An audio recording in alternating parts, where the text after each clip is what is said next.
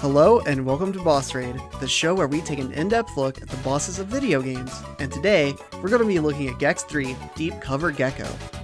In 1999, just a short year after the previous Gex entry, Deep Cover Gecko was released for the Sony PlayStation and Nintendo 64, brought to us once again by Crystal Dynamics. Like the last game, it was also ported to the Game Boy Color.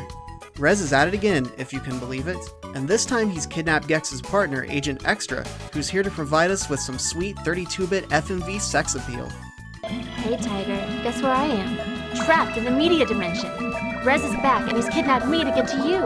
I mean, come on, do I even have to explain the story here after Extra summed up the situation so eloquently?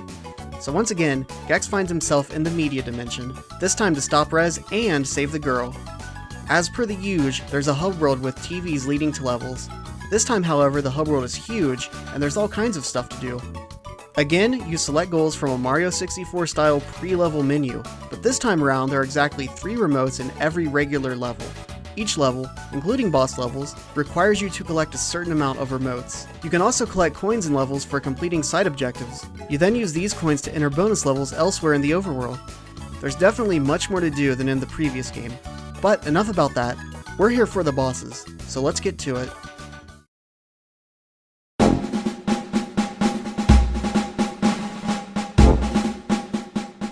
The first boss is Rock Hard. That's his name, not his description. Anyway, unlike the last game that flat out told you how to defeat the boss, this time we're just given a cryptic message that may or may not be a tip for defeating the boss. Spoiler, it's not. Despite his name, Mr. Hard is probably the easiest boss in the entire Gex trilogy. He'll run around and do a jumping attack, just run out of the way. He'll also do a really slow grab attack. Again, you can just run out of the way. He'll also do a spin attack. This one's a little bit hard to dodge, but you should still be able to just run out of the way. His attacks are so slow, you'll have plenty of time to get your own attack in. He won't turn towards you or run or do anything really. All the gameplay it takes to get to this boss will have more than prepared your reaction time to predict Rock Hard's movements. I was able to take him out on my first try without taking damage. Not that that's really anything to be proud of here. Rock Hard will drop the key to the next hub world area once defeated.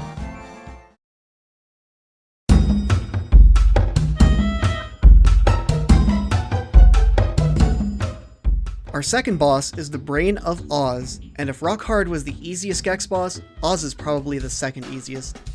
He'll shoot very slowly moving homing projectiles at you. Next he'll spawn in exactly 2 Rezlings. Only 2 can exist at a time, so for example if you kill one, but leave the other alive, only 1 more will spawn during the next cycle. From what I can tell, every other Rezling in the game takes only 1 hit to kill. These guys take 2. It's like the developers had to add them because the battle wasn't hard enough, and then had to beef them up because the battle still wasn't hard enough. Honestly, they should have added these guys to the Rock Hard fight. Anyway, a cannon of convenience will also spawn in with the Rezlings. Knock them out of the way or kill them so you can use the cannon without harassment. Jump into the cannon, take aim, and fire at Oz. If you fail to hit him, the cannon will disappear, and you'll have to wait for it to spawn again. You can only hit him once per round, as he will be invincible after getting hit. Oz's brain will repeat his cycle until you deplete his health bar, and will drop the key to the last hub world area.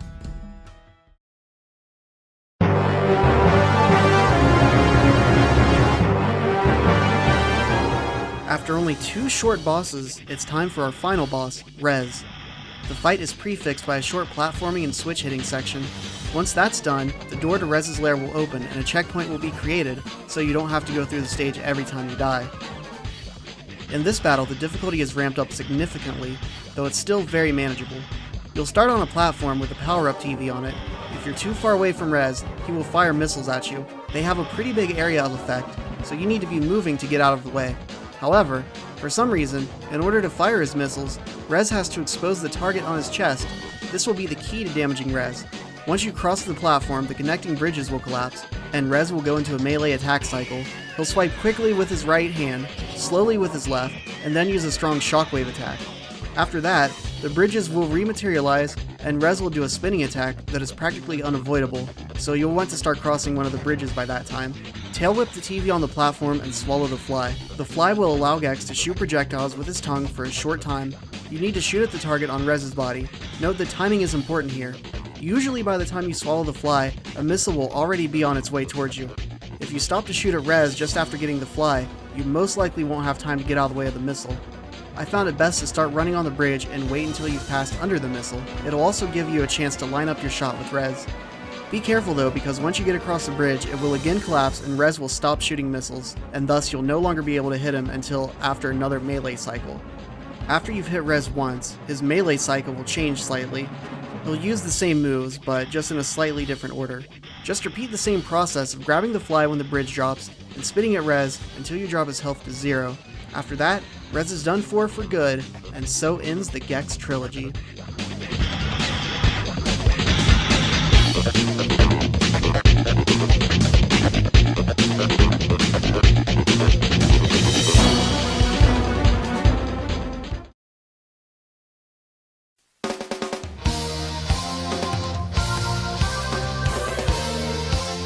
So that's it for Deep Cover Gecko.